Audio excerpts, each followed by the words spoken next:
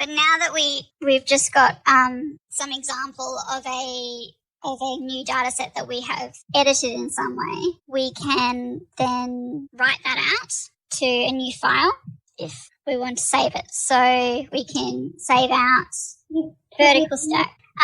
Okay, so that's, because it should already be in the correct folder. That back in, we could read it back from what we've saved as a CSV. And then we can print new output. So that just, has read it in.